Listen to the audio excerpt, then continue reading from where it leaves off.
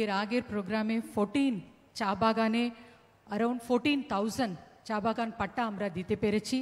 তাদেরকে চা সুন্দরী এক্সটেনশন স্কিমের আন্ডারে 1,20,000 আমরা টাকাও দিতে পেরেছি। ওরা মোটামুটি ঘরগুলো করে ফেলেছে ম্যাডাম। তারপর চা সুন্দরী স্কিমে अंडर हाउसिंग স্কিমে घर বানিয়ে अराउंड 3,000 लोगों को गवर्नमेंट দিচ্ছে। আমরা কালকে যেটা করব সেটা এখানে অ্যানাউন্স হবে না ম্যাডাম। তো ম্যাডাম অলরেডি আপনি अराउंड 1,300 দিয়ে দিয়েছেন ম্যাডাম। তারপর বাংলা বাড়ি স্কিমে আপনি 45,500 অলরেডি অ্যাপ্রুভ করে ফেলেছেন ম্যাডাম। আমাদের জেলাতে এমএসএমইর আন্ডারে অনেকগুলো কাজ হচ্ছে। আমাদের কালো নুনিয়া যে প্যাডি আছে তার জিআই ট্যাগ আমরা পেয়েছি ম্যাডাম।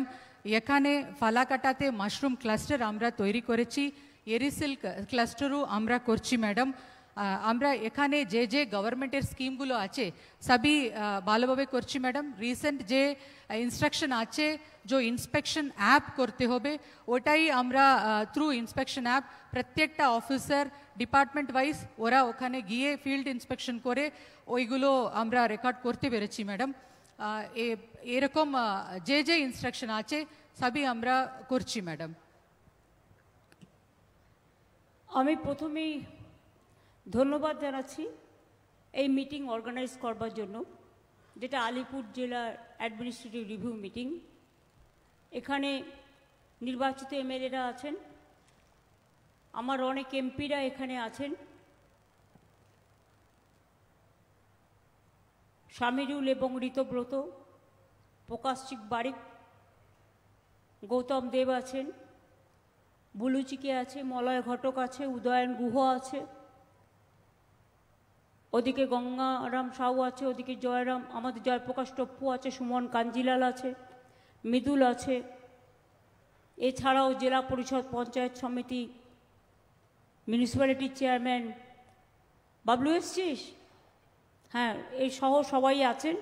এছাড়াও আমার লাইন ডিপার্টমেন্ট চিফ সেক্রেটারির সাথে ডিএমএসপি সহ আইসিরা সহ অন্যান্য পদাধিকারীগণ, বিডিও থেকে শুরু করে, এসডিও থেকে শুরু করে, এডিএম থেকে শুরু করে, অ্যাডিশনাল এসপি থেকে শুরু করে, এছাড়াও আমার লাইন ডিপার্টমেন্টের হেড যারা আছেন তারাও এখানে সকলে উপস্থিত আছেন। আমি সকলকে হ্যাপি নিউ ইয়ার জানাচ্ছি। এবং এটা যেহেতু অরণ্য এবং চা বাগান ঘেরা এলাকা, তাই এই আলিপুরদুয়ারের সৌন্দর্য একটা বড় সৌন্দর্য।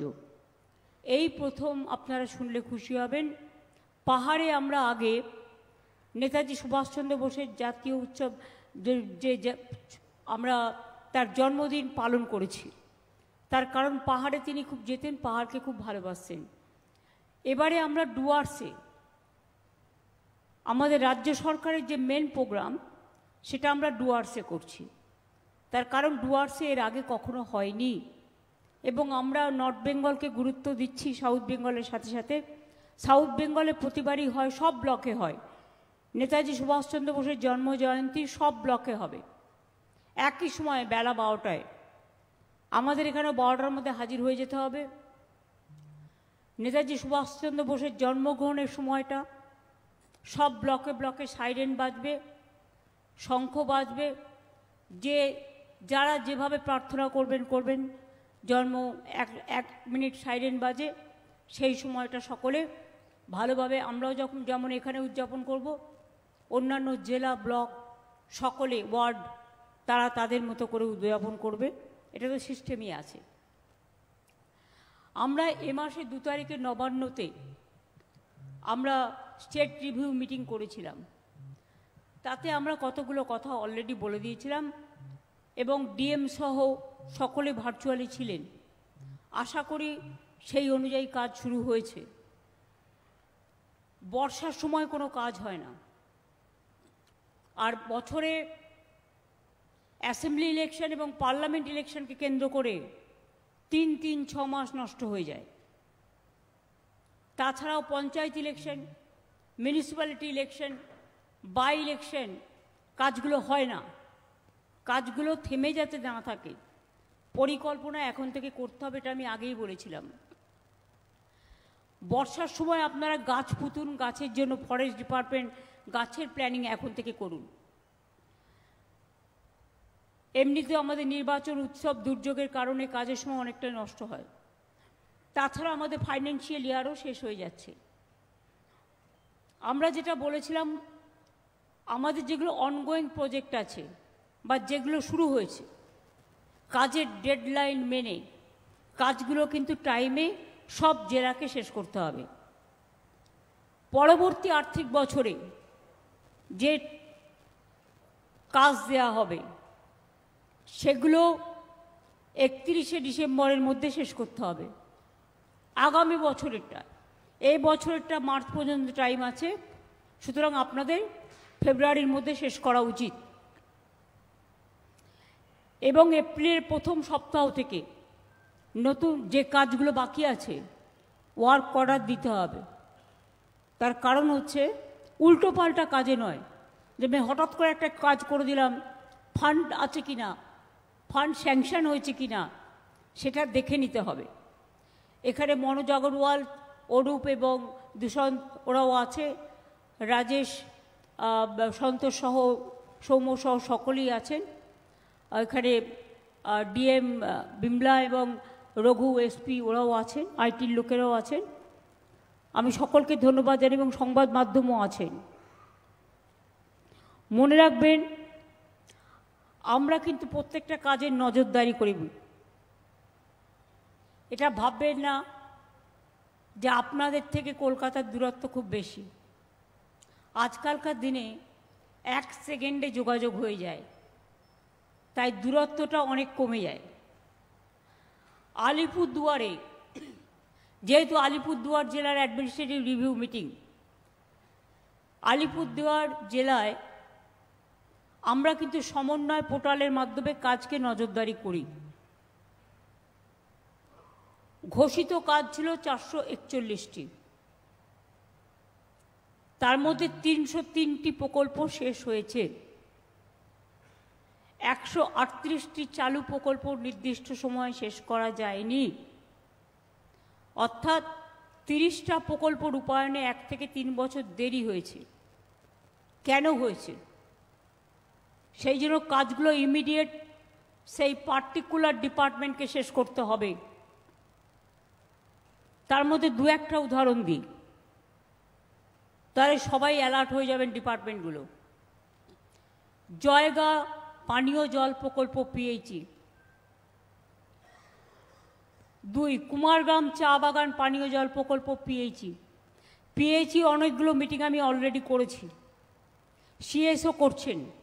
লাইন ডিপার্টমেন্টে যিনি আছেন, সব বিডিওরা কোঅপারেট করবেন, পঞ্চায়েতরা কোঅপারেট করবেন।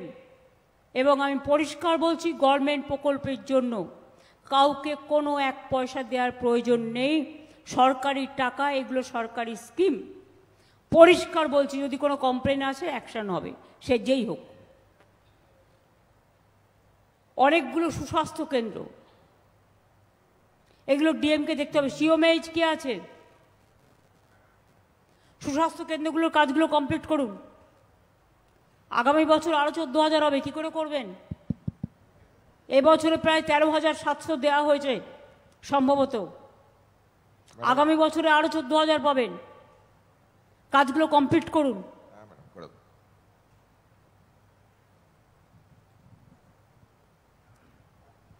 এবং 108টা প্রকল্পে, যেটা 1 বছরের কম দেরি হয়েছে। কালচিনি ব্লকে ভার্নাবাড়ি চা বাগানে আইসিডিএস কেন্দ্র, কালচিনিতে উত্তর লতাবাড়ি হিন্দি হাই স্কুলে গার্লস হস্টেল, সারনা আদিবাসী কমিউনিটি হল, আদিবাসী উন্নয়ন দপ্তর, দক্ষিণ পাইটকা পাড়া পানীয় জল প্রকল্প পিএইচই, ফালাকাটা ব্লকে 7 পুকুরিয়া উপস্বাস্থ্য কেন্দ্র স্বাস্থ্য সিএমওএইচ। প্রকল্প রূপায়ণের দেরির ক্ষেত্রে যে যে দপ্তরগুলি আছেন তাদের আমি অনুরোধ করব, পিএইচির কে আছেন? লাইন ডিপার্টমেন্টের হেড, ইঞ্জিনিয়ার কারা আছেন? ম্যাডাম আমরা আছি ম্যাডাম। আপনারা কাজগুলো কমপ্লিট করে ফেলবেন তাড়াতাড়ি, ঠিক আছে? এগুলো খুব ছোট ছোট কাজ, বড় কাজ নয়।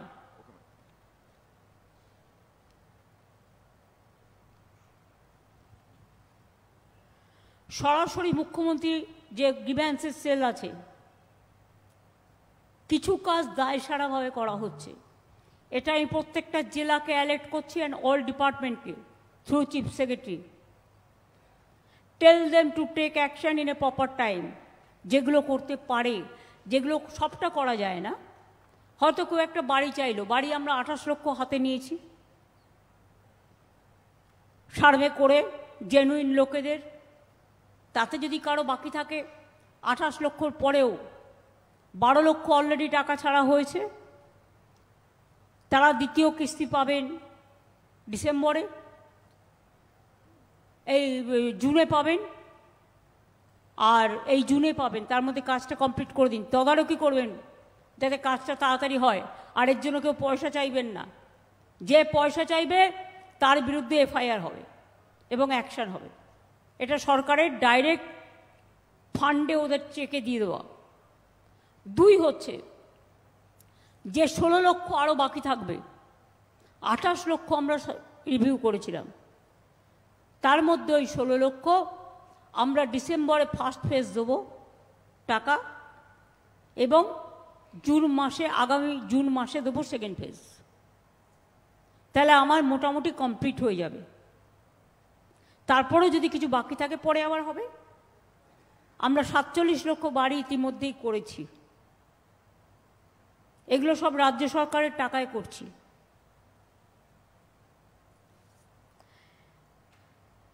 আমি গ্রিভ্যান্সেস ডিসপোজালের ক্ষেত্রে ডিপার্টমেন্ট থেকে জেলা ব্লক স্তর থেকে ফিল্ড ভেরিফিকেশন খুব কম সংখ্যায় হচ্ছে। টেল বিডিও টু ভেরিফাই। আইসিদের হাতে কোনো কাজ পড়ে থাকলে ভেরিফাই করতে হবে, অন্যদিকে মন না দিয়ে কাজের দিকে মন দিতে হবে। একজন ভালো অফিসারকে সবাই মনে রাখে, একজন ভালো কর্মীকে সবাই মনে রাখে, আর যে খারাপ হয় তাকে ঘৃণা করে। আমরা এই পৃথিবীতে জন্মেছি ভালো কাজ করবার জন্য, মানুষের পাশে দাঁড়াবার জন্য। এটা যেন আমরা মনে রাখি। অনেক ক্ষেত্রে যে গ্রিভ্যান্সেস ঠিকমতো মেটানো হয়নি বলে আমরা রিপোর্ট পেয়েছি, আমরা একটা থার্ড পার্টিকে দিয়ে রিভিউ করি। এটা জেনে রাখুন। আপনি যদি ব্লকে না করেন, ভাববেন না যে কেসটা আমরা ভুলে গেলাম। আমরা থার্ড পার্টিকে দিয়ে ফিল্ড ভেরিফিকেশন করাই।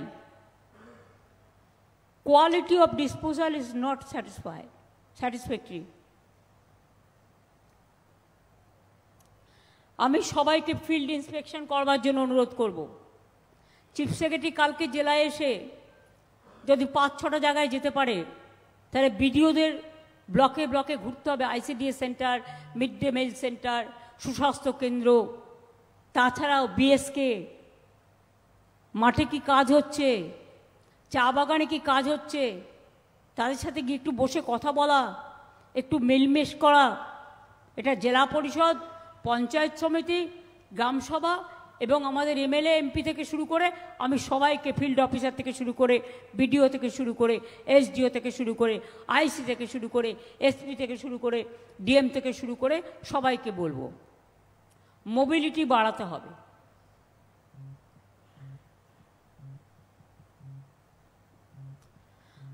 ডিএম, এসডিও, বিডিওরা ফিল্ড ইন্সপেকশন করছেন কি না? আগের মতো হচ্ছে না। Better late than never. আগে আমরা করেছি, লোকসভা ইলেকশন নিয়ে আপনারা বিজি হয়ে গেছিলেন, পরে কাজটা হয়তো ভুলে গেছেন। আবার আমি রিমাইন্ড করছি, এখন থেকে আবার করতে শুরু করুন।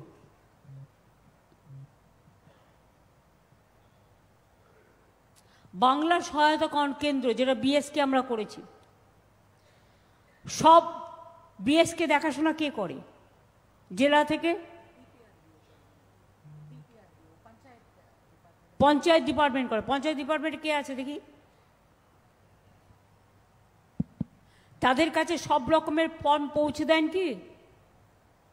হ্যাঁ ম্যাডাম, তারপরে আমাদের এই লেটেস্ট ম্যাডাম আপনার ভিসির পরে যে ইনস্ট্রাকশন এসেছিল যে 308টা যে বেনিফিট দেওয়া হয়, সেটার পাবলিসিটি মেটেরিয়াল 3টে ভাষায় করে সব জায়গাতেই ডিসপ্লেও করে দেওয়া হয়েছে ম্যাডাম, প্রতিটা বিএসকেতে। এবং ওদের সঙ্গে দেখুন, অনেকেই জানেও না। প্রবলেম হচ্ছে কি, অনেকে নানা রকম ভাষায় কথা বলে। চা বাগানের শ্রমিকরা একটা ভাষা জানে, টাউনের লোকেরা আরেকটা ভাষা জানে, বিভিন্ন জনজাতি তাদের ভাষা জানে। সুতরাং যে এলাকার মানুষ যে ভাষায় কথা বলতে অভ্যস্ত, পড়তে অভ্যস্ত, সেই ভাষাটাকে প্রাধান্য দিয়ে সেই এলাকায় আপনার বাংলাটা থাকবে, সাথে ওই ভাষাগুলোও থাকবে, যাতে লোকে জানতে পারে।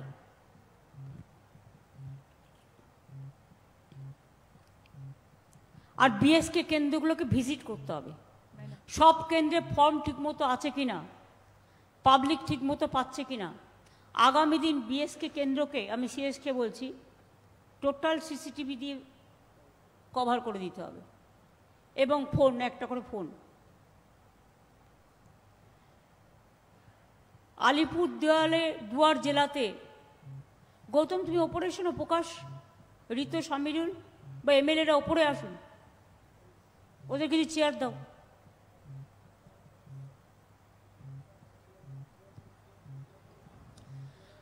আলিপুরদুয়ার জেলাতে 60টা বাংলা সহায়তা কেন্দ্র চালু করা হয়েছে। এখনো পর্যন্ত এতে 19 লক্ষ ফুটফল হয়েছে, প্রায় 33 লক্ষ মানুষ পরিষেবা পেয়েছে, আরও পেতে পারে যদি তারা ব্যাপারটা জানতে পারে। মানুষের মধ্যে সচেতনতা বাড়াতে হবে। সেই জন্যই বলছি, বিভিন্ন এলাকার মানুষ যারা যে ভাষাটা বোঝে তাদের সেই ভাষাটাই বলতে হবে।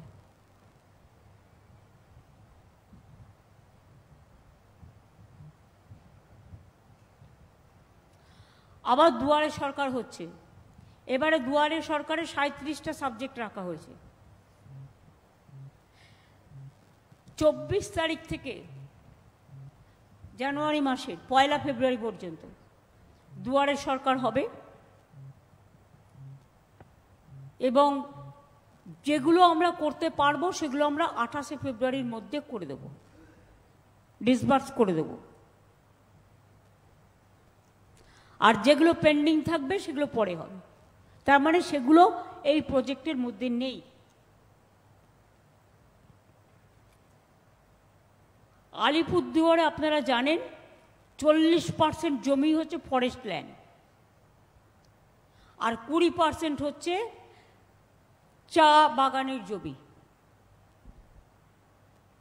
60% জমি ফরেস্ট ল্যান্ড এবং চা বাগানের মধ্যে পড়ে যাচ্ছে। তার মধ্যেও আলিপুরদুয়ার জেলায় সব ধরনের মিলিয়ে এখনো পর্যন্ত 26,800 পাট্টা বিতরণ হয়েছে। এর মধ্যে কৃষি ও গৃহপাট্টা 7,305 জনকে দেওয়া হয়েছে। চা পাট্টা 13,434 জনকে দেওয়া হয়েছে। রিফিউজি রিলিফ পাট্টা 6,061 দেওয়া হয়েছে। আলিপুরদুয়ারে দীর্ঘদিন জমির সমস্যা ছিল, সেটা মেটানো হয়েছে। বাবলু, মৃদুল, মেটানো হয়েছে কি? সুমন,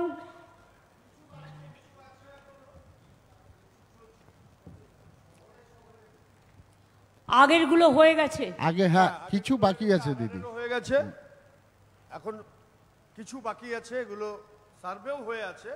সেগুলো তোমাদের দামের ব্যাপার আছে, শহরেরও আছে। হ্যাঁ জানি আমি। কি ব্যাপার বলো? এমনি কিছু যেগুলো হচ্ছে দিদি, আর কিছু প্রসিডিওর করলে হয়ে যাবে। প্রসিডিওরটা কে করবে?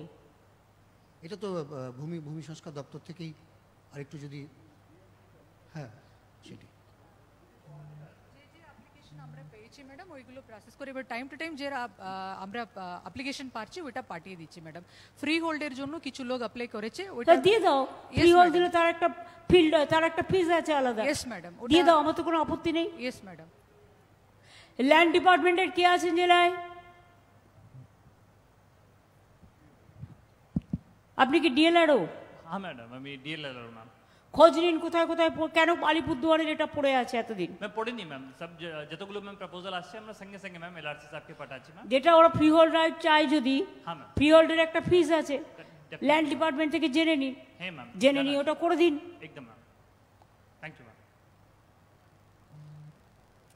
আদিবাসীদের জমি হস্তান্তরের ব্যাপারে কোনো রকম কোনো বেনিয়মি কাজ আমি কিন্তু মানব না। আদিবাসীদের জমি আদিবাসীদের অধিকার, এটা মাথায় রাখতে হবে। এর জন্য সরকার আইন করেছে, সেই আইনের যেন হেরফের না হয়। যদি হেরফের হয় তাহলে কিন্তু it's a criminal offence. Alipurduar জেলায় 61টি চা বাগান আছে। চা শ্রমিকদের মজুরি বাড়িয়ে 250 টাকা করা হয়েছে। বিনামূল্যে রেশন, জল, বিদ্যুৎ, চিকিৎসার ব্যবস্থা করা হয়েছে। চা সুন্দরীর যারা বাড়ি পাচ্ছিলেন, এখন আমরা অন্য নিয়ম করেছি, যা বাড়ি হয়ে গেছে, এবার আমরা তাকে পাট্টা দিচ্ছি চা বাগানে, এবং তাকে বাড়ি করার টাকাও দিচ্ছি তার সাথে, মানে ডাবল পাচ্ছে। এতে চা বাগানের মজদুররা খুশি হবে বলে আমি মনে করি। আলিপুরদুয়ারে 22টা ক্রেশ তৈরি করা হয়েছে, যারা চা বাগানে মায়েরা কাজ করে বাচ্চাদের রাখার জন্য। টি বোর্ডের গত জুলাই মাসের এক নির্দেশে চা তোলার সময়সীমা 23 দিন এগিয়ে 30শে নভেম্বর করা হয়েছিল, করার নির্দেশ দেওয়া হয়। শ্রম দপ্তরের লিখিত অনুরোধ সত্ত্বেও সময় বাড়ানো হয়নি। এতে বাংলার 7-8% চায়ের ক্ষতি হয়েছে। কেন হয়নি? এটা আমি শেষকে বলবো ইনভেস্টিগেশন করে দেখতে। Who is responsible for this, and law must act.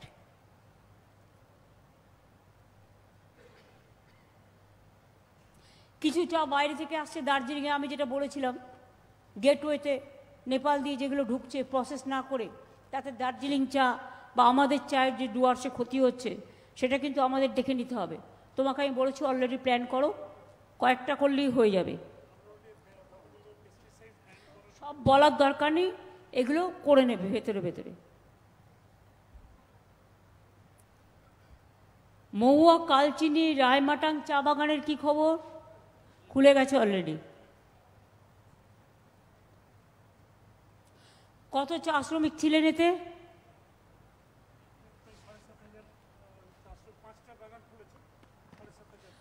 5টা চা বাগান খোলা হয়েছে, 7,500 শ্রমিক নতুন করে জীবন ফিরে পেয়েছেন।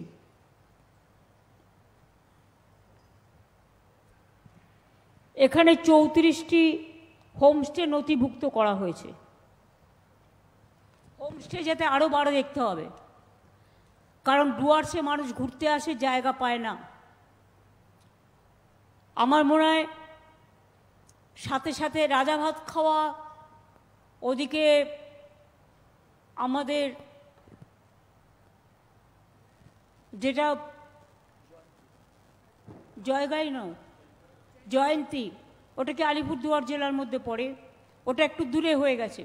ওখানে যে পাথরগুলো যদি টেন্ডার করা হয়, অনেক মানুষ লোকাল চাকরি বাকরি পাবে এবং ইনকাম বাড়বে, গভর্নমেন্ট ট্যাক্সও পাবে।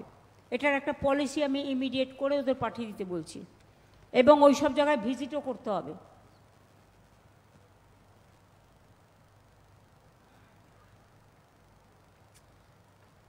এইবারেও কিন্তু আলিপুরদুয়ার জেলায় 45,511টি পরিবার প্রথম কিস্তির টাকা বাংলার বাড়িতে পেয়ে গেছে।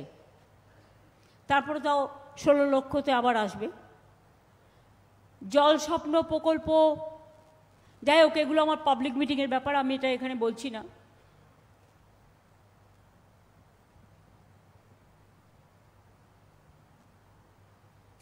এগুলো পাবলিকের কাজগুলো সৌম্য তোমরা করে দিয়েছো, শর্টকাট করেছো, তোমাদের কাজটাও ঠিক হচ্ছে না। আই ডোন্ট লাইক ইট।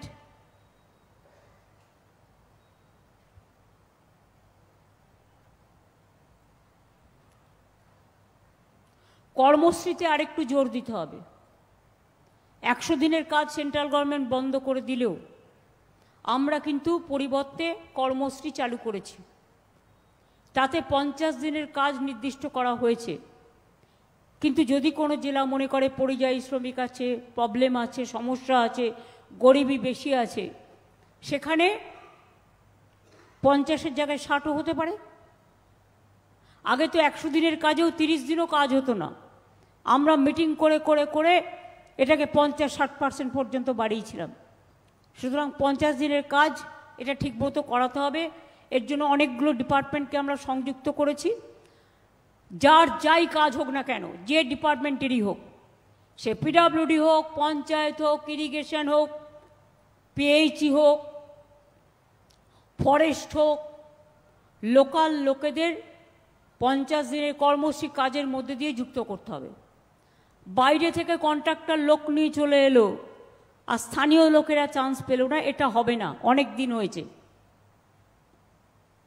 এটা আমি পরিষ্কার নির্দেশ দিয়ে যাচ্ছি। যারা এলাকার দেখাশোনা করেন তারাও এটাকে, বিডিওরাও নজরে রাখবেন, আইসিরাও নজরে রাখবেন।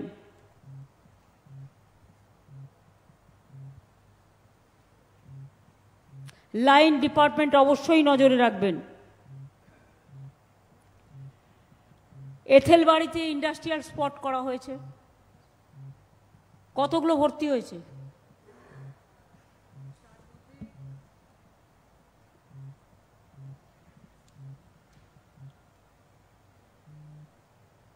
ম্যাডাম আমাদের এথেল বাড়িতে অ্যারাউন্ড 20 তক আমাদের প্লটগুলো ফিল আপ হয়েছে ম্যাডাম।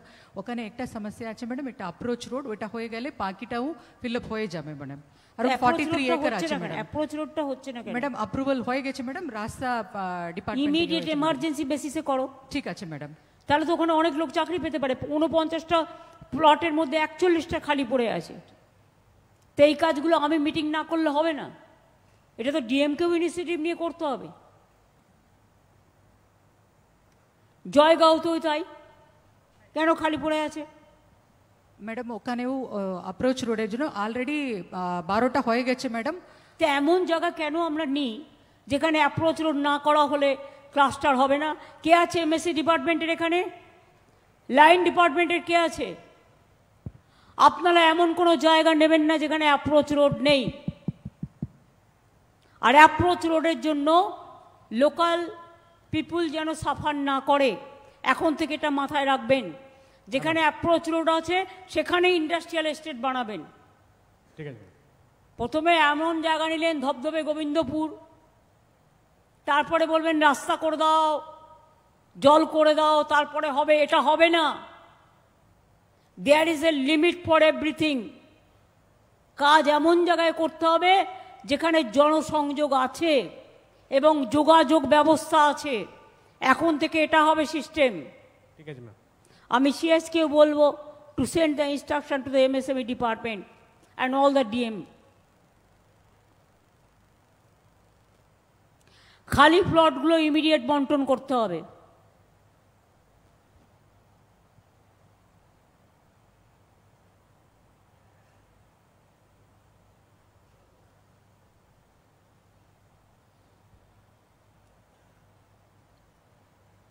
ভবিষ্যৎ ক্রেডিট কার্ড 3800 আবেদন স্পন্সর করা হয়েছিল, তার মধ্যে 725টি আবেদন স্যাংশন হয়েছে। স্পন্সরের তুলনায় স্যাংশন এত কম কেন? ব্যাংক কি কোঅপারেশন করছে না? এসবিআই অ্যান্ড সেন্ট্রাল ব্যাংক একটু দেরি করে এনরোল হয়েছে ম্যাডাম। এর মধ্যে আমাদের অনেক বেনিফিশিয়ারিরা একাঙ্কারী কাস্টমার ছিল, এটা একটা রিজন ছিল ম্যাডাম। আর একটা রিজন, আমাদের যে ব্যবসায়ীরা এরা 20 লাখের উপরে ব্যবসায়ী করে না, ওদের না করুক, তারা যা পারবে তাই করুক না ম্যাডাম। তার জন্য ওদের জিএসটি বিল হয় না ম্যাডাম।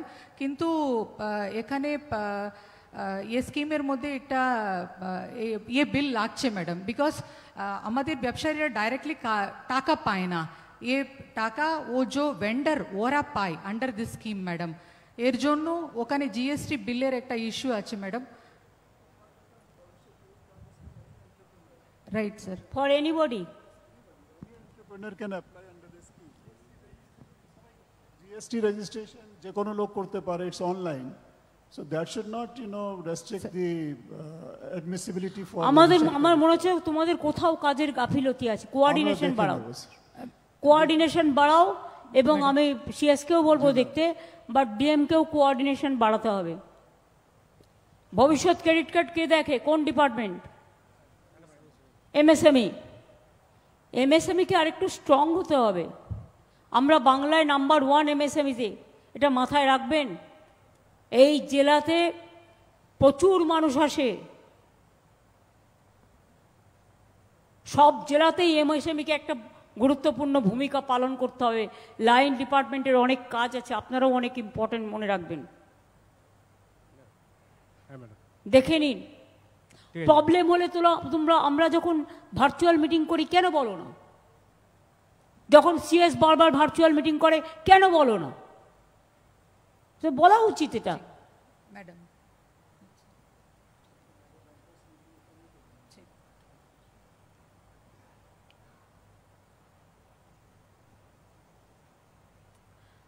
প্রাইস সিচুয়েশনের জন্য কোনো সারপ্রাইজ ভিজিট এখানে হয়? ডিএম পুলিশের আন্ডারে, এসপির আন্ডারে কোনো কমিটি হয়েছে?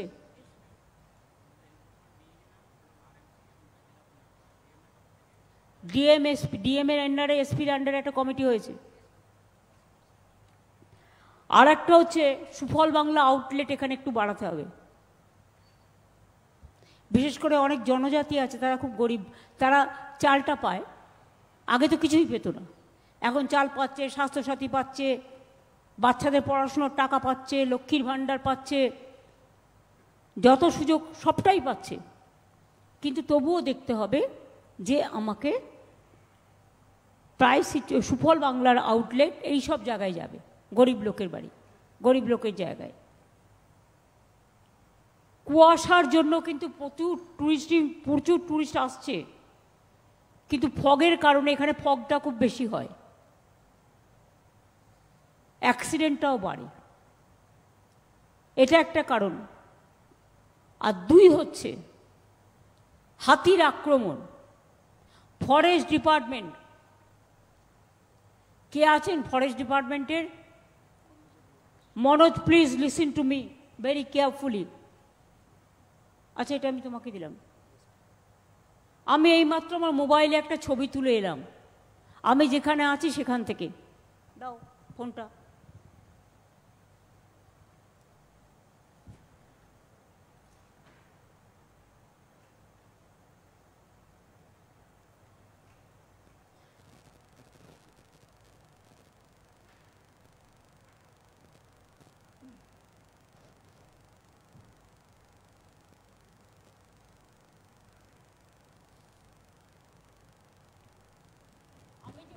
গেস্ট হাউসে এই ফটোটা আমি তুলে আনলাম।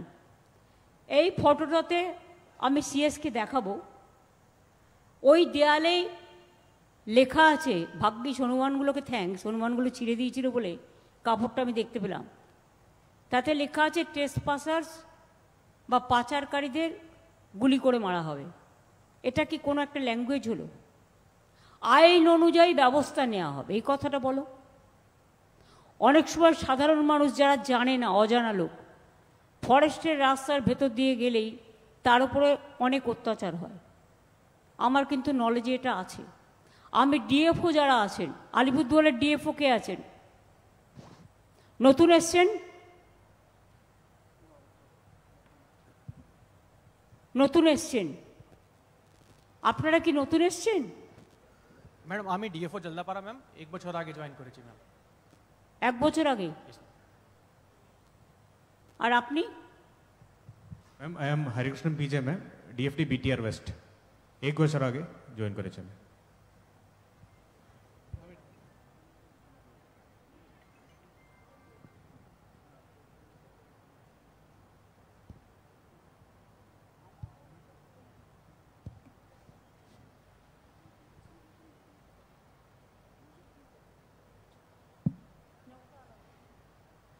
আপনারা ফরেস্টের মধ্যে দিয়ে যদি যাতায়াত কেউ করে, মানে ভুলে, নিশ্চয়ই যাওয়া উচিত নয়, কারণ হাতি টাতির তাণ্ডব হতে পারে, হাতির সংখ্যা বেড়ে গেছে। আমরা কেন্দ্রীয় সরকারকেও বারবার জানাচ্ছি, আমরাও ভাবছি কিভাবে কি করা যায়। কিন্তু আপনারাও খুব স্ট্রং অ্যাকশন করেন কখনো কখনো, যে অ্যাকশনটা মানুষের পছন্দ নয়। মনে রাখবেন, বন, অরণ্য, সবুজ আপনাদের যেমন স্পেশালিটি আছে, জনগণেরও কিন্তু অধিকার আছে। সবাইকে নিয়েই কিন্তু সমাজে চলতে হয়। আপনারা টাফ হন, এই যে কিছুদিন আগে আপনারা একটা বাঘ অপারেশন করে আমাদের ফরেস্টের কর্মীরা প্রশাসন সবাই ধরলো, আমি তাদের সঙ্গে সঙ্গে থ্যাঙ্কস জানিয়েছি, কনগ্রাচুলেট করেছি। কিন্তু আলিপুরদুয়ারে আমার কাছে কিছু স্পেসিফিক কমপ্লেন আছে, আমি সিএসকে বলবো ওটা বলার জন্য। আপনারা বসুন প্লিজ। মূলত যেটা ম্যাম অভিযোগ এসেছিল কি আমাদের বিভিন্ন ফরেস্ট এরিয়াতে ট্রেডিশনালি অনেক জায়গায় পিকনিকগুলো হয়, অনেকজন মানুষ উইন্টার্সের সময় আসে, সেই জন্যে ওখানকার লাইভলিহুড নিয়েও পিকনিকগুলো করার সুযোগ মানুষ পায়। তো এই ক্ষেত্রে কিছুটা অবস্ট্রাকশনস ইতিমধ্যে দেওয়ার কথা আমরা শুনেছিলাম। তারপরে আপনার নির্দেশ পাওয়ার পরে এসিএস ফরেস্ট এবং HOF সঙ্গে কথা হওয়ার পরে এবং তারপরে মাননীয় এমপিও মিটিং করলেন, কিছুটা কোঅর্ডিনেশনের যে অভাব ছিল ওটা মিটেছে এবং অনেক সমস্যাগুলো মিটলো, কিন্তু ওটা হওয়ার বাঞ্ছিত ছিল না।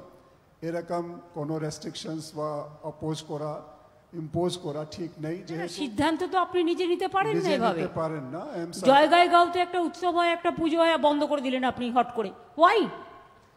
শুনুন, আপনাদের লোকে চেনে না, চেনে আমাদের।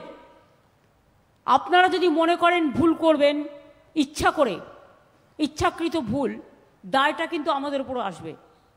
সুতরাং দায় যদি আমাদের উপর আসে তাহলে আমরাও ছেড়ে কথা নিশ্চয়ই বলবো না। তারপরে হোমস্টে নিয়েও সেরকম সমস্যা, হোমস্টে নিয়ে দ্য সেম প্রবলেম।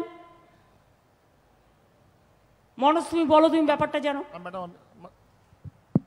আমি বলছি ম্যাডাম, যে ছিল ম্যাডাম যে গেস্ট হাউসে আপনি ছিলেন ম্যাম, তো মাইকটা সামনে নাও, কথা শোনা যাচ্ছে না। হ্যাঁ ম্যাম, যে গেস্ট হাউসে ম্যাডাম আপনি ছিলেন, আমার ফিল্ড ডাইরেক্টর বললেন আমাকে ওটা ইন্ডিয়ান এয়ারফোর্স লিখেছে। তো আমি ওনাকে বললাম আমি জানতাম না ইন্ডিয়ান এয়ারফোর্স এটা কেন লিখেছে না লিখেছে, ওর জমিন আছে ওদিকে, ওনার সঙ্গে বসে আমাদের উপর তো ওরা লিখতে পারবে না কি গুলি করে দেবো এটা করে দেবো, এটাই আছে অবস্থা না। ম্যাডাম নমস্কার ম্যাডাম, অ্যাকচুয়ালি আমিও একদিন ওরকম কি ওটা দেখেছিলাম, জাস্ট আমি স্টাফকে খবর নিলাম এটা কেন লেখা হচ্ছে, বলছে এটা আমাদের নয় আর কি, এয়ারফোর্স সাইড থেকে লেখা আছে। আপনি ম্যাডাম আমি কিন্তু এয়ারফোর্স কিছু যদি এই ধরনের জিনিস আমাদের জায়গায় করে, সেক্ষেত্রে তো কনসাল্ট করবে ডিএম এর সাথে, এসপির সাথে। Take up this matter with the airport. This is a very unhealthy line. Madam যেটা পিকনিক ম্যাটার ছিল, যখন চিফ সেক্রেটারি আমাকে বললেন, আমি কথা করলাম লোকাল অফিসার সঙ্গে, ওরা বললো কি 2 বছর থেকে এটা রেস্ট্রিকশন চলছে, মাঝখানে 2 বছর আগে থেকে রেস্ট্রিকশন হয়েছিল। তারপরে আমি বললাম কি 2 বছর আগে যেটা ছিল ফ্রিঞ্জ এরিয়াতে অ্যালাউ করার জন্য, ওটা অ্যালাউ আপনি করুন। এটা যেটা আছে কোনো ডিসিশন নিতে হবে ওটা আপনাকে আরণ্য ভবন জানাতে হবে, আরণ্য ভবন থেকে নবান্ন থেকে জানিয়ে আমরা কোনো পলিসি ডিসিশন নেব। এটা স্টেট গভর্নমেন্টে এটা স্ট্যান্ড আছে, এটা ফরেস্ট ডিপার্টমেন্ট স্ট্যান্ড আছে। এটা আমি ভিডিও কনফারেন্স করে প্রত্যেককে বলেছি, এদেরকে প্রত্যেককে বলেছি আমি কি যেটা ফ্রিঞ্জ এরিয়াতে অ্যালাউ হবে ওটা হবে। তারপরে আমি খবরও নিয়েছি 1 সপ্তাহ আগে ফ্রিঞ্জ এরিয়াতে এখন অ্যালাউ হচ্ছে ম্যাডাম, আলিপুরদুয়ার আছে। সেটা তো আমরা টেক আপ করার পর। হ্যাঁ ম্যাডাম। মনোজ, তুমি সামটাইমস ফরেস্টের ডিএফওদের এবং যারা আছে নিচেও তাদের সাথে তুমি অন্তত 7 দিনে একটা করে ভিডিও কনফারেন্স করো। তাদের যদি কোনো প্রবলেম থাকে তারা তোমায় বলবে, তোমার যদি কোনো প্রবলেম থাকে তুমি তাদের বলবে। কোঅর্ডিনেশনটা ভালো করে তৈরি করো। ফরেস্ট ডিপার্টমেন্টের কোঅর্ডিনেশনটা আমার মনে হচ্ছে আর একটু বেটার হওয়া উচিত। থার্ড জিনিস ম্যাম, হোমস্টে যেটা ছিল ম্যাম 2017তে এনজিটি অর্ডার কিছু হয়েছিল, যার মধ্যে এনজিটি পরে এখান থেকে শোনো, সারাক্ষণ তোমরা আমাকে এনজিটি দেখাবে না তো।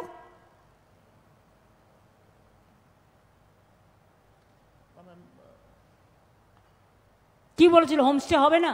আমি আমার বাড়িতে হোমস্টে করবো, এনজিটির কি যায় আসে? না ম্যাম, ওটা লোকাল কোর্ট হাইকোর্ট স্টে করেছিল ম্যাম। তাহলে সেখানে তোমার হাত তো শক্তিশালী হয়ে গেল, তারপরেও কেন প্রবলেম হলো? ম্যাম স্টে কি হলো ম্যাম, নতুন জাজ এসছেন কলকাতা থেকে, উনি 30 নভেম্বর পরে স্টে উঠিয়ে নিয়েছেন। 30 নভেম্বর পর্যন্ত একদম ঠিক ছিলেন। One honourable justice Biswajit Basu এসছেন এখানে, উনি এখান থেকে কেস টেনে নিয়ে গেছেন হাইকোর্টে। হাইকোর্টে তুমি ফাইট করবে, কি যায় আসে? আমরা ফাইট করছি ম্যাম, আমরা কালকে। এবং যারা হোমস্টে করেছিল তাদেরও বলবে পার্টি হতে। হ্যাঁ ম্যাম, তোমরা ফাইট করবে, তারা তোমার সাপোর্টে থাকবে। আমরা চিফ সেক্রেটারির সঙ্গে কথা করিয়ে ওখানে সিনিয়র অ্যাডভোকেটও দিয়েছি। 28 তারিখ ডেট আছে। আগে भी আমি অ্যাফিডেভিট দিয়েছি ওখানে কোর্টে কি স্টেট গভর্নমেন্ট ওয়ান্টস, আমি ম্যাডাম অ্যাফিডেভিট দিয়েছি কোর্টে কি state government wants both preservation of ecology and forest and livelihood of the. আমাদের মতো কে করে ফরেস্ট প্রিজার্ভেশন? কে এত করে? কোথায় হয় না ম্যাম? বাঘ পালিয়ে এসে কেন রোজ রোজ খেতে পায় না, খাবার দেয় না, আর ধরার সাথে সাথে গ্রামগুলো ভয়ে কাঁপে। আর যেই ধরা হলো সঙ্গে সঙ্গে ফোন আসতে শুরু করলো, এক্ষুনি ফেরত পাঠাও। আরে ফেরত সঙ্গে সঙ্গে আমরা পাঠিয়ে দিলাম না হয়, তা তুমি তোমার বাঘকে সামলাতে পারছো না কেন? ওটা ম্যাম প্রথমবার টাইগার কনজারভেশন অ্যাক্টে প্রথমবার সেন্ট্রাল গভর্নমেন্ট পাওয়ার এক্সারসাইজ করে স্টেট গভর্নমেন্টকে ডাইরেকশন দিয়েছে, কোনোদিন ডাইরেকশন আসেনি উড়িষ্যাকে ফেরত দাও। আচ্ছা ডাইরেকশন আসলে এবার যখন বাঘ আসবে না, হ্যাঁ ম্যাম, বলো তোমার লোক পাঠিয়ে রেস্কিউ করো। ম্যাম হোমস্টে জন্য যেটা আছে আমরা কিছু ইন্টারফেয়ার ম্যাম যেটা আছে করছি না, যেটা আছে হাইকোর্টে 28 তারিখ নেক্সট ডেট আছে, শীর্ষন্দিয়া বাবু দাঁড়াচ্ছেন ওখানে, অন্য সিনিয়র এগুলো কিছু ডিটেলস তোমায় বলতে হবে না, তুমি জানো লয়ের ব্যাপারটা ডিটেলস আলোচনা করতে নেই, এগুলো কোয়াইটলি করতে হয়, ঠিক আছে? ম্যাম একটা জিনিস ওর যেটা আছে আমি পার্সোনালি দেখে আসছি, জয়ন্তী যেটা আছে নদীর উপর যেটা ওখানে বোল্ডার হয়ে গেছে, আমি একটা পিকচার দেখলাম 20 বছর আগে, তার থেকে এখন পর্যন্ত 40 ফুট একটা ওখানে রেল ওভারব্রিজ আছে, যেখানে আগে রেলগাড়ি যেত যখন ডোলোমাইট মাইনিং হতো, ও রেল এখন বন্ধ হয়ে গেছে 1980 পরে যখন ফরেস্ট কনজারভেশন অ্যাক্ট আসলো। কিন্তু ওর পরে যেটা আছে যে রেলে যে ও আছে পিলার আছে প্রায় 40 ফুট নিচে ভেসে গেছে, ওখানে সব বোল্ডারই বোল্ডার হয়ে গেছে। তো আমিও আচ্ছা ওটা ছেড়ে দাও, ওটা সিএস একটা পলিসি করছে। সুমন তোমার কিছু বলার আছে? খুব অল্পে দিদি ফরেস্টটা নিয়ে এটা আপনি যেভাবে হোমস্টেকে গুরুত্ব দিয়েছেন, এটা সত্যি যে আমাদের ওই বাঘের নিয়মের জন্য খুব আটকে যাচ্ছি। এই রাজা ভাত খাওয়াতে পর্যটকদের ঢুকতে গাড়ি নিয়ে প্রচুর টাকা দিতে হয়। আর কেন কেন পর্যটকদের ঢুকতে টাকা দিতে হয় কেন? তাদের মাথা প্রতি এবং গাড়ি প্রতি যে টাকা পড়ে প্রায় 2500 টাকার মতন। কেন পড়ে? কেন ট্যুরিস্টদের ঢুকতে টাকা লাগবে পর্যটকদের? ওয়াই? কার পারমিশনে এগুলো করা হচ্ছে? ম্যাডাম এই যে এন্ট্রি ফি যেটা নেওয়া হয় আর যে ভেহিকল যেটা ঢোকে তার যে এন্ট্রি ফি নেওয়া হয়, এটা ম্যাডাম আমাদের চিফ ওয়াইল্ড লাইফ ওয়ার্ডেনের পারমিশনে যে ফিক্স করা আছে রেট, ওটাই আমরা। কে ফিক্স করেছে? Chief wild life warden, CWLW, chief wild life warden, PCCF wild life. তো তারা গভর্নমেন্টকে জানাবেন, এতে কি জমিদারি নাকি গায়ের জোর? ফরেস্ট কি মানে গভর্নমেন্টের বাইরে, সরকারের বাইরে?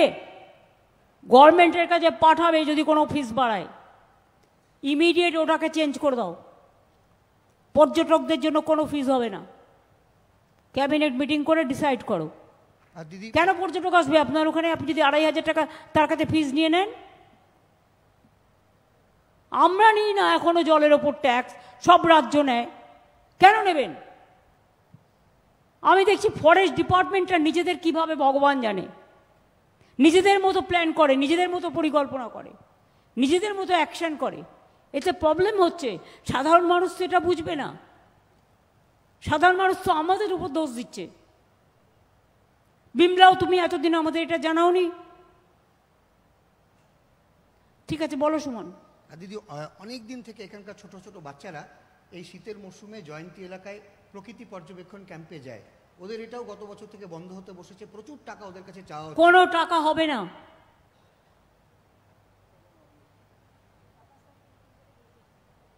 আমরা 5-6 দিনের মধ্যে দেখে নেব। এটাই এদিকটা করলে তাহলে আমাদের হোম ট্যুরিজম। আমি দেখে নিচ্ছি, হোম ট্যুরিজম বাড়াতে হবে, আমি দেখে নিচ্ছি।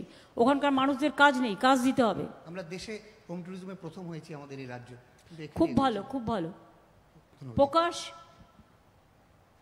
অল্পে বলো। নমস্কার দিদি। অ্যাকচুয়ালি প্রবলেম ফরেস্টের ছিল কিছু, আপনার ইন্টারফেয়ারের পরে চিফ সেক্রেটারি সাহেব আমাকেও ফোন করে। আমরা এই চায় বাগান এবং গ্রামীণ অধিবেশিত জায়গাতে ট্রাইবাল পার্সেন্টেজ বেশি আছে দিদি, তো আমরা শুকনা লকড়িও যদি যাই তাহলে এমনভাবে ট্রিট করতো যে ওখানে ফরেস্টে ঢুকতে দিত না। তারপরে পিকনিকের কথা তো ছিলই, এটা ইন্টারফেয়ার করার পরে ঠিক হয়েছে। কয়েকটা জায়গা 100 বছর হয়ে গেছে রাস্তা, যেখানে যাতায়াত হয় ওই রাস্তা কিন্তু ক্লোজ করা হয়েছে। আমাদের সাথে জনপ্রতিনিধিদের সাথে বৈঠক করলে ভালো হইতো, এটা কিন্তু বৈঠক করা হয় নাই। তো অনেক এরকম ম্যাটার আছে যেটা প্রশাসনিক দিক দিয়ে আমাদেরকেও জানানো হয় নাই। তারপর যে কিছু কিছু সমস্যা যেটা আছে, এটা আমরা রাজ্য স্তর থেকে ব্যবস্থা নেব। ঠিক, কিছু কিছু সমস্যা পিএইচির কিছু আছে দিদি। এই মাদারিহাট ইলেকশনে আমরা অনেকটাই দেখেছি, আরও কয়েকটা জায়গাতে যেটা বললেন এই স্পেসিফিক হিসাবে পিএইচি যদি ভালোভাবে করে তাহলে মোটামুটি ঠিক আছে দিদি। ফরেস্টের কিছু সমস্যা আছে যেটা আমি ডিসকাস করেছি। আর আমাদের মিটিংয়ের পরে ডিএম ম্যাডাম মিটিং কল করেছিল, আমি নিজেও ছিলাম ওই মিটিংয়ের মধ্যে। শুধু একটা দেখতে হবে যে স্পটগুলোতে পিকনিক করবে বা মানুষ যাবে সেখানে যাতে কোনো বন্য জন্তুর আক্রমণের কোনো সম্ভাবনা না থাকে, এইটুকু দেখতে হবে। ঠিক আছে। বাদবাকি মানবিকতার দিক থেকে বাচ্চারা তো টুরিস্টরা তো যেতেই চায়, তারা আসতে চায়। এখানে আপনারা ঢুকতে না দিলে তারা উত্তরাখণ্ডে চলে যাবে, উড়িষ্যায় চলে যাবে, বিহারে চলে যাবে, রাজ্যের রেভিনিউটা বাইরে চলে যাবে। সুতরাং এটাও নজর দিয়ে দেখতে হবে। আর বনটাকে কখন কার কি মুভমেন্ট, হাতির মুভমেন্ট, বাঘের মুভমেন্ট, এগুলো দেখার জন্য লোকাল যারা ফরেস্টের ট্রাইবেল ছেলেমেয়েরা আছে, যারা এই কাজটা ভালো করতে পারে, ফরেস্টে যারা থাকে জানে, তাদের মনোজ ওই কাজে ইনভলভ করার চেষ্টা করো। তোমাকে বক্তৃতা দিতে হবে না, কাজে ইনভলভ করার চেষ্টা করো।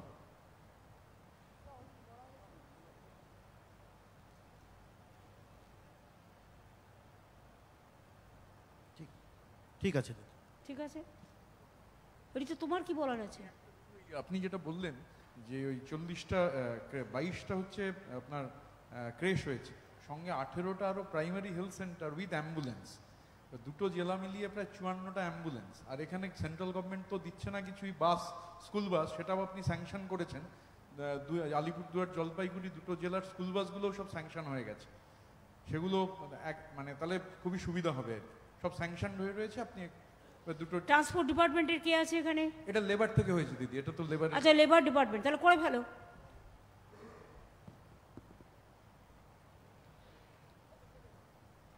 কিছুদিন টাইম নিচ্ছে ওরা, তার মধ্যে দেখবে। হ্যাঁ,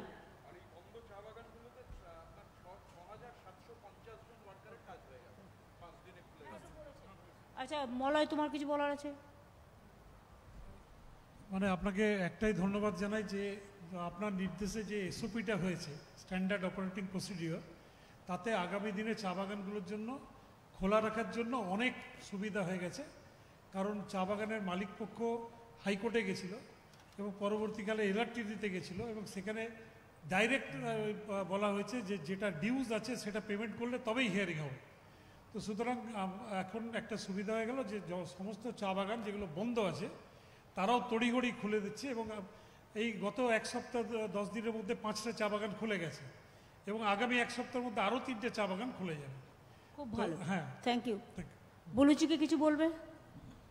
ঠিক আছে, উদয়ন।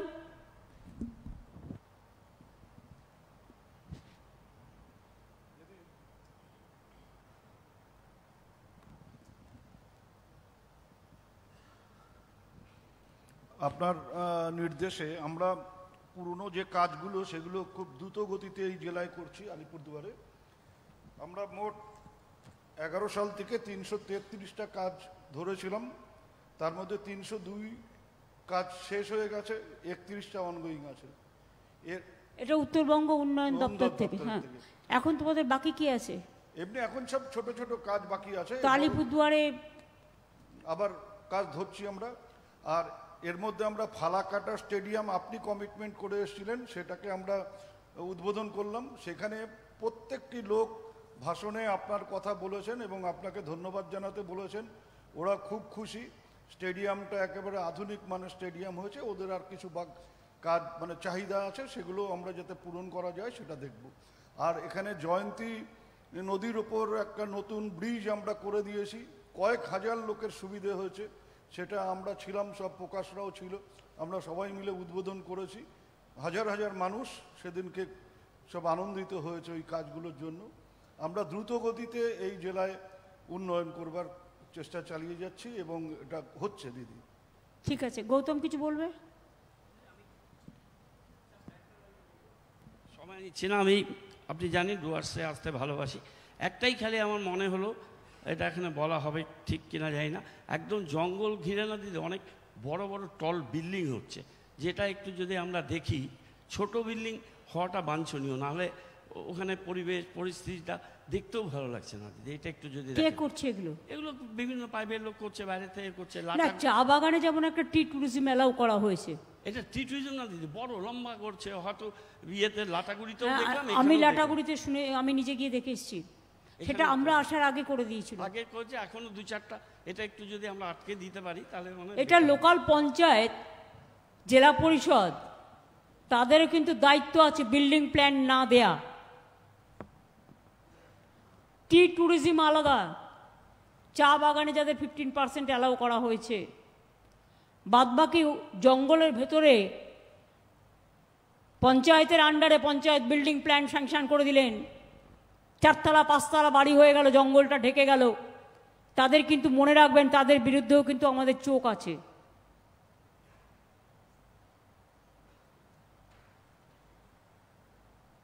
পঞ্চায়েত সমিতির কারা আছেন, এগুলো আপনারা নজর রাখেন। জেলা পরিষদের কারা আছেন,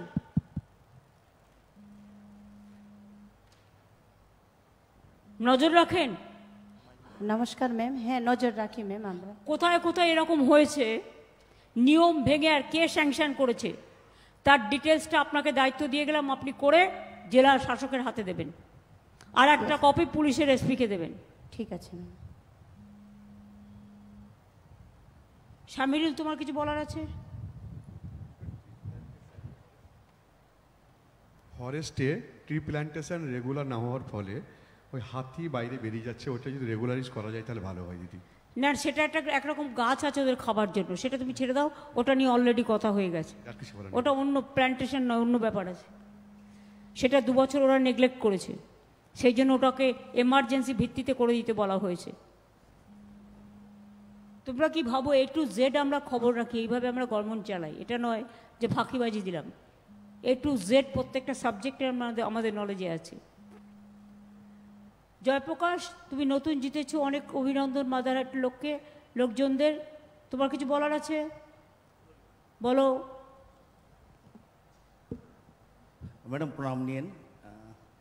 প্রথমেই তো আমি মাদারিহাটে আপনি অনেক কিছু দিয়েছেন, আর শেষে আপনি যে পাট্টাটা দিয়েছেন, এই পাট্টাটা একটা ঐতিহাসিক জিনিস, যেটা কোনোদিনও কোনো গভর্নমেন্ট করতে পারেনি, কিন্তু আপনি করে দিয়েছিলেন।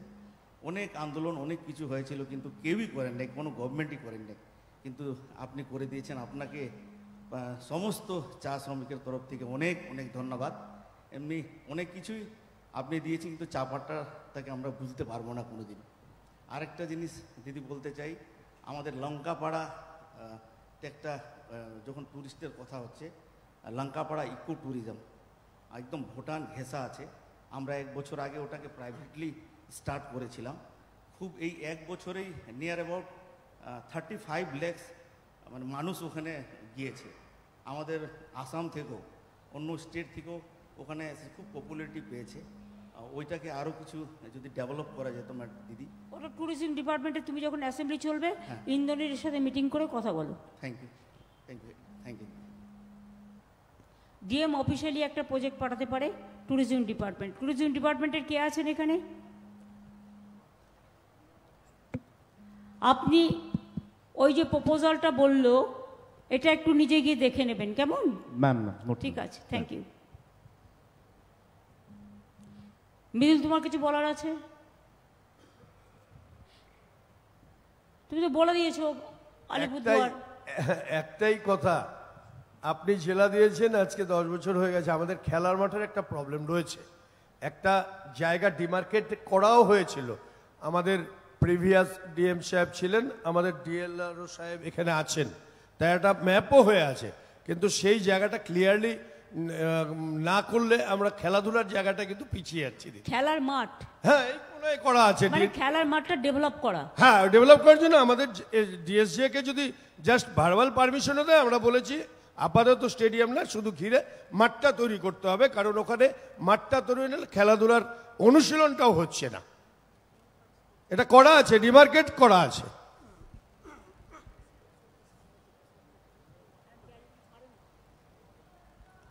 ওইটা করা আছে, নাহলে আমরা সিএবির অ্যাফিলিয়েশনও পাচ্ছি না।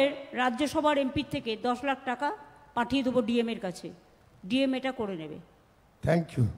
ঠিক আছে, থ্যাংক ইউ। এটা কি আলিপুরদুয়ার খেলার মাঠ, মানে আলিপুরদুয়ার স্টেডিয়াম খেলার মাঠ? দিদি প্রণাম জানাচ্ছি। মাঠটা ডিমার্ক করে দিয়েছেন, ডিএলআরও সাহেব ছিলেন এই মাঠটারই তো জানে বলে ডিএম এর সাথে কথা বলে নিও। হ্যাঁ ওকে, হ্যালো, ঠিক আছে। যেটা থ্যাংক ইউ। আর তোমার তো হয়ে গেল, তুমি আবার কেন কথা বলছো? না দিদি, ওই যে যেটা বীরপাড়া হসপিটালের কথা বলছি, যখন আরে এখন আবার হসপিটাল চলে এলো। ঠিক আছে, পরে কথা বলো। কত হসপিটাল আর দেবে? বাপরে বাপ, তোমার আগে ডুয়ার্স কর্নার বাড়িটা দেখেছো? গভর্নমেন্টে কোথাও আছে সব অফিসে একসাথে? নতুন জেলা হওয়ার পরে কি না করা হয়েছে এখানে, সবটাই করা হয়েছে।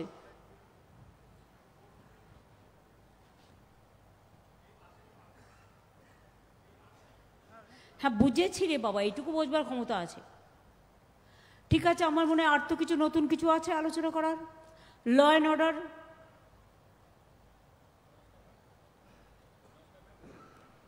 নমস্কার ম্যাম, আপনার নির্দেশ অনুযায়ী আমরা সতর্ক আছি ম্যাম, ল অ্যান্ড অর্ডারকে নিয়েও আমাদের বর্ডার এলাকায় ম্যাম।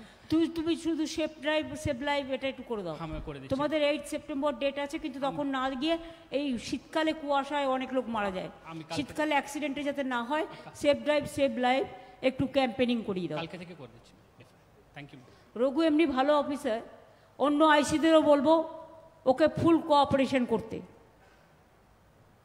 নিজেরাও নিজেদের এলাকায় দায়িত্ব পালন করবেন। মানুষও বিপদে পড়লে পালিয়ে যাওয়া নয়, মানুষ বিপদে পড়লে তার পাশে দাঁড়িয়ে তাকে সাহায্য করাটাই আমাদের কাজ। বাবলু, তোর তো কিছু নেই? আবার কি তোর তো আলিপুরদুয়ারে আমি হেঁটে গেলাম, কলেজ পাড়ায় একটা রাস্তা ছিল না, তুই করে দিয়েছিস পরে। ওটা আমি জানি, সেদিনই করে দিয়েছিস। 8 ঘন্টার মধ্যে দিদি করে দিয়েছি। আমি জানি সেটা, সে খবরও আমার কাছে আছে। আপনি একটা দিদি শিলিগুড়িতে বলেছিলেন যে রেলের কিছু অংশ মিউনিসিপ্যালিটির মধ্যে অ্যাড করার, সেটা ভাই রেল তো আমার কথা শুনবে না, শুনছে না। আমরাও চিঠি দিচ্ছি। ছেড়ে দে এখন, বস। ঠিক আছে, যখন আবার সময় আসবে তখন দেখা যাবে, বস। ঠিক আছে, সময় আসবে, সময় থেকে থাকে না। গঙ্গাবাবু কিছু বলবেন? পদ্মলামা এসছে মিটিংয়ে? আসেনি। তুমি কিছু বলবে? জেলা পরিষদ, হ্যাঁ বলো। তোমার এলাকায় কাজকর্ম ঠিক হচ্ছে? প্রথমে প্রণাম নেবেন দিদি।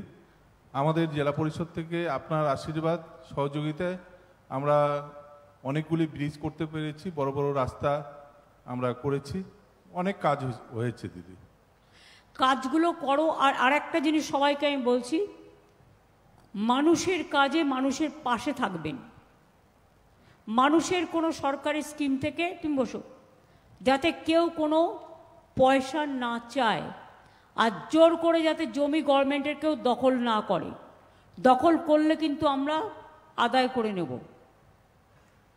এটা মাথায় রাখতে হবে। আপনারা এসজেডি এর ওখানে দেখেছেন আমরা অনেককে অ্যারেস্টও করেছি। আইন কিন্তু ছেড়ে কথা বলবে না।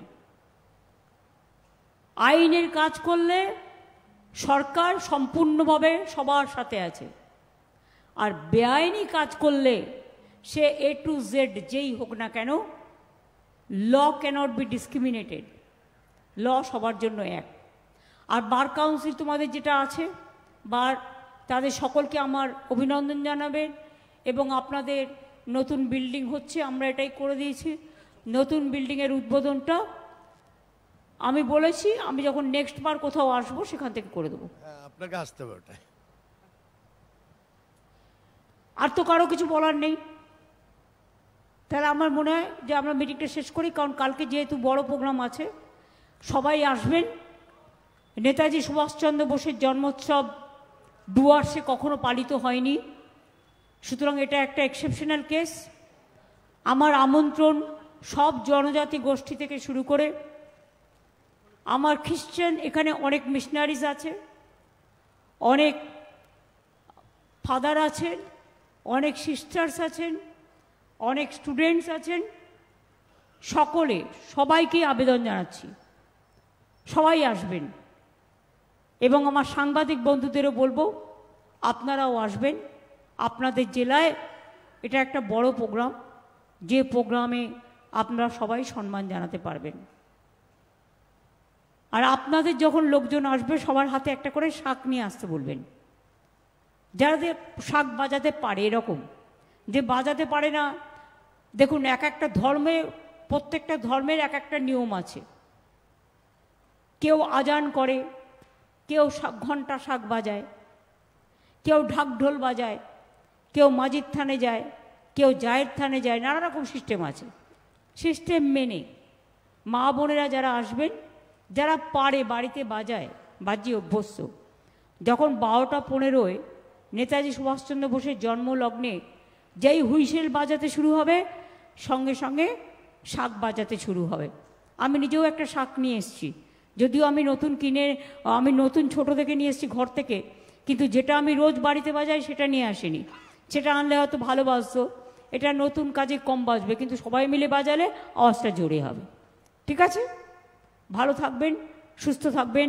আদিবাসীরাও ধামসা মাদল নিয়ে আসবে, ঢাকঢোল থেকে শুরু করে যার যা আছে তাই দিয়ে তারা বাজাবে। তখন যখন আমরা বাজাবো তারাও বাজাবে। ঠিক আছে, ভালো থাকবেন, সুস্থ থাকবেন। Thank you very much for organising this meeting. তুমি তাহলে ফরেস্টের সাথে একটু কথা বলে নাও। আমি তাহলে, তুমি তো আমাদের সাথে যাবে ওখানে, না এখানে থাকবে? হ্যাঁ ঠিক আছে, ও তো একটু কাছেই। হ্যাঁ তুমি বরঞ্চ একটু থেকে, হ্যাঁ একটু ফরেস্টের সাথে একটু বসো, আর তোমার অফিসাররাও আছে। হ্যাঁ ঠিক আছে, thank you so much, thanks a lot.